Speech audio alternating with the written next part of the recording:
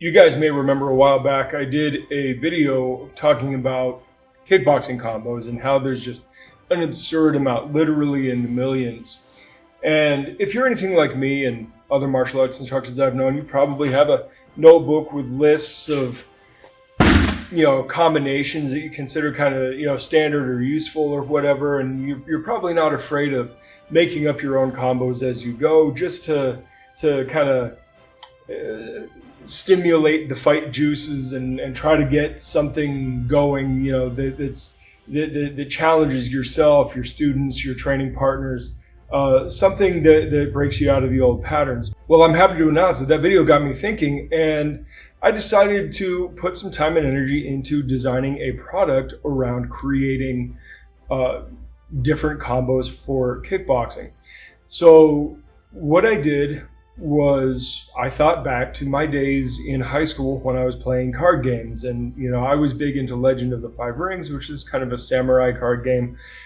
We played a lot of BattleTech as well, a little bit of Magic the Gathering, but that wasn't really our game. And then later on, we kind of picked up the Pokemon card game because it was a fun and quick game by comparison. And I thought, well, okay, so you create like flashcards with techniques on them and stuff. So I isolated out 48 techniques. Now, some of these are combination techniques, right? Things that occupy the same space or very similar space to keep the size of the deck down. You're going to see that in a moment. And so what I came up with is the Black Sun Boxing Kickboxing Combos Generator. And I know this deck is huge, but there's 144 cards in here. So what you end up with, just a little deck like this, and inside of it, now the way they shipped it, there were actually 2 baggies for the cards because it's the deck box is actually big enough to seat 3 sets of cards, but I didn't want to make that many cards. That would have also drastically increased the price. And there's a little booklet explaining how to use the cards. Let's do that first. So the booklet is just a couple of pages long, kind of goes into what the game is and what cards you have. And then there's a little how to play section, which includes some suggestions on styles of play. And of course, you are free to use the cards however you like. This is not a point scoring game. This is more like a flashcard quiz game kind of thing. And then there are some recommendations on how to lay the cards out on whatever surface you're using, whether you're using just the mats or a table or a bench or something like that, so that you can signal at a glance to what the movement is. And then the last page is just a little bit of clarification on some of the things that I thought maybe needed a little bit more explanation. And that's it. It is small print. If you have eyesight problems, you may need your glasses. But nice and simple little booklet. All right, then we have our deck of 144 cards. Now, the backs are all the same. They're just the same design that's on the box and on the booklet. And that will actually be useful to you during gameplay if you use some of the suggestions that are in the booklet. Now, on the inside, all of the cards basically look like this. Now, there are 4 different colors. There are no numbers. This is not a substitute for a poker deck or anything. And let's see if I can quickly get them. So we've got yellow, blue, green, and purple. Hey, you're all right there. So green ones are punches, purple ones are kicks, blue ones are knees, and yellow ones are elbows. And you are absolutely free if you are hands and feet only, like say Savate or perhaps Taekwondo, something like that. You simply will rifle through, pull out the knees and elbows, and just set them aside, leave them in the box, whatever. If you're boxing only, just take out the punch cards. And there are hammer fist, back fist cards, so you'll want to take those out as well, because that would not be a legal move in boxing. And if there are specific techniques, like spike elbows are included, and if that's not in your skill set due to whatever kind of competition you do, simply remove the card, leave it in the box while you're playing, and that's fine. There are 48 technique cards, and of each of the 48, there are 3 left and 3 right, making 6 repeats of each of the cards for a total of 144 cards. This gives you plenty of opportunity to have combos that have multiples inside. Now I know in the combos video that I did a while ago, I went up to 5 hit combos, allowing 5 repetitions of the same move. That technically that could be fine. 1, it seems unlikely, and 2, it would have just drastically increased the size of this and the cost. So the idea is, as you can see, right, we'll just use this one because it's here. The outer design is just the outer design. There's a big L or big R, and that is for left hand and right hand. And I know on most of them, the character is facing the right on the left hand moves and is facing the left on the right hand moves. I had to choose between anatomical accuracy or directional consistency, and I chose anatomical accuracy since I drew most of these silhouette figures doing right-handed moves. So you're going to have to forgive me for that. Just keep in mind to go with the designation of the L and R. I also left it L and R for lead and rear if you would like, but it is designed as left and right. And then just in big block print, it has the name of the move, and I tried to use the most simple, straightforward, plain English terms. I did not use French terms for savate. I didn't use Chinese or Japanese terms. I certainly did not use any Thai or Burmese terms or anything like that. So these are all just basic plain English. You may have to translate in your head if you're used to like a Korean term for a move or the culture of a certain, like in savate, we call crescent kicks, reverse crescent kicks, reverse kicks, as opposed to crescent kicks. And things like that. You're just going to have to kind of get used to those ideas. Apparently not everybody uses the term wheel kick for a straight leg sweeping lateral kick. In savate, of course, it's reverse lateral. In Kempo, we call it a wheel kick, and then there's, of course, the spinning wheel kick. I guess some people call it a heel kick, but it's just a straight leg version of more or less a hook kick. And those kind of things are in there, and that is explained in the rule book.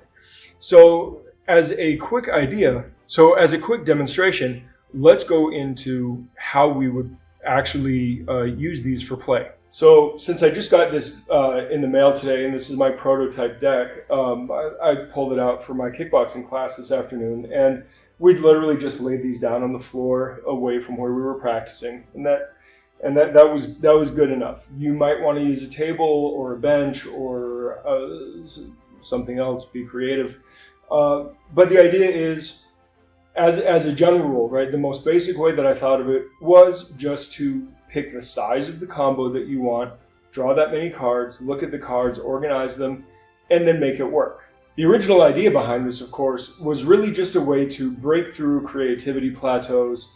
If there are literally millions of combos, and yes, some are going to be more useful than others, but if there are literally millions of combos that can be had, then it's a good idea to kind of break through kind of normal patterns and old plateaus and kind of try to come up with something a little more creatively. And this is a good way to kind of seed that. And what I would recommend is, like, as you're going along, like, have a notebook there with you, and if there's something you really like, write it down so you don't forget it. So if I decide that I want to do a 4-hit combo, right? I draw 4 cards, 1, 2, 3, and 4. And when I look at them, I go, okay, so I've got a right hook kick or wheel kick. I have a right spike elbow. I have a left straight punch and a right reverse crescent kick. So I can organize these in any way, shape, or form that I like. Let's go. All right. So let's go wheel kick first, followed by left straight punch, followed by reverse crescent, followed by downward spike elbow. And if I take that combo idea, what I can then do is I can organize also along the lines of targets and footwork, right? I don't have to just put these out and then kind of just figure it out. I can kind of lay some ground rules for myself.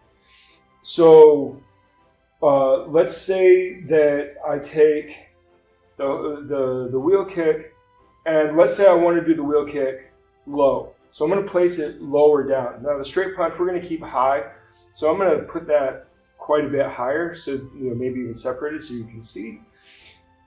And then after the left straight, we're going to go ahead and we're going to throw the reverse crescent also high.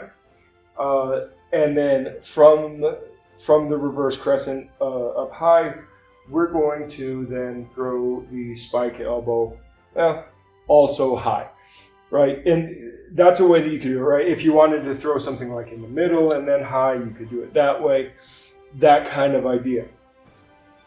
Now, if I wanted to do something fancy, and again, this is laid out in the book, I can tilt the card to the right and go, okay, that's a fancy technique, so I could do that as a spinning kick to start with. Or, I mean, it's a hook kick. You could do a jump spinning drop version like they do in some Kyokushin schools. Like there's so many ways that you could play that. If I wanted to throw something as a feint, I could absolutely do that, and going upside down would be designation as a feint. If you're working with a partner, you could take something in as a counter. So you could go, all right, well, I throw this wheel kick to start, and my opponent dodges and counters me. So then I'm going to have to throw my right straight, right now tilted to the left, as a counter strike before I continue on. And you can play it that way.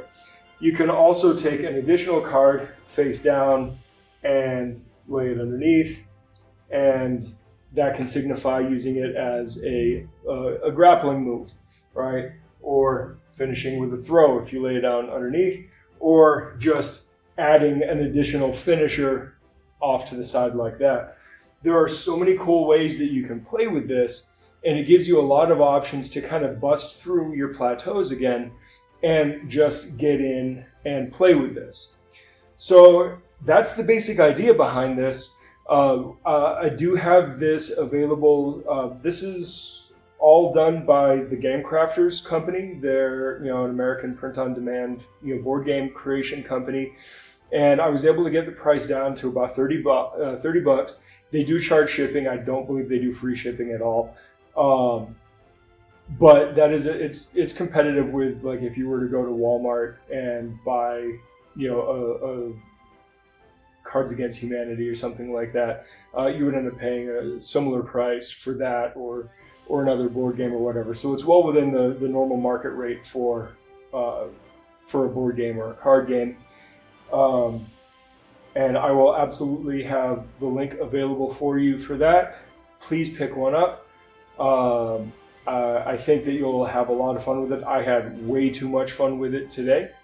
And yeah, let's go ahead and finish off with this combo. And I'll talk to you guys later. Good journey.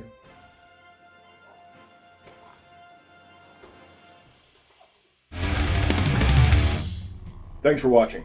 Like, comment, subscribe, share this with your friends or anybody else who might be interested in this kind of content. If you happen to be in the Metro Phoenix area, come in for a class or just stop in to say hi. We'd love to meet you. Definitely check out our socials and our website that has all of our contact information and all of the other relevant information.